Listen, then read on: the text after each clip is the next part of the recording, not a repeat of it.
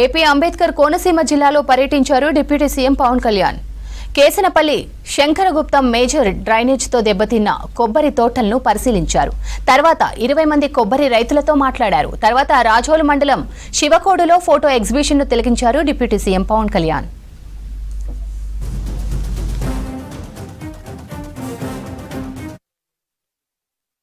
నేను ఏమనుకున్నానంటే మీతో మీ అందరితో చెప్పడానికి కొబ్బరి చెట్టు గురించి ఇదే చెప్తాను. ఇంటికి పెద్ద కొడుకు లాంటిది.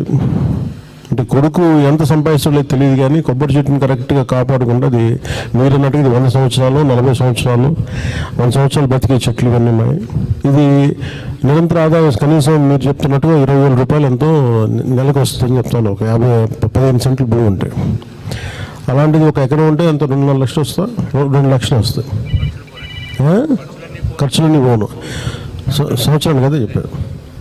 సో ఇంత ఆదాయ మార్గం ఉన్నదాన్ని దీనికి ఏం చేయగలనో ఆలోచిస్తాం. దీనికి మన ఇరిగేషన్ మినిస్టర్ గారు వచ్చినా, లేదంటే మన అగ్రికల్చర్ మినిస్టర్ గారు వచ్చినా, వీటన్నిటికీ నేను మీతోటి ఒక శాశ్వత పరిష్కారం వెతకడానికి చేస్తున్నాను. ఈరోజు శంకరగుప్తం ట్రైన్కో లేదంటే 22 కోట్లు ఇవ్వడానికి కాదు, పర్మనెంట్గా కోనసీమకి ఇది మన అంటే నేను చాలాసార్లు మాట ఇచ్చాను, దీని మీద పని చేస్తాను. మన ఏమంటారు, మన కోకోనట్ కొబ్బరి బోర్డు, కోకోనట్ డెవలప్మెంట్ బోర్డు, ఇవన్నీ కోనసీమకి సంబంధించి కొబ్బరి రైతాంగానికి సంబంధించి నేను ఒక శాశ్వత పరిష్కారం వెతికే దిశలో ఇది మొదటి ట్రిప్. ఇది మీరు అది నమ్మాలి.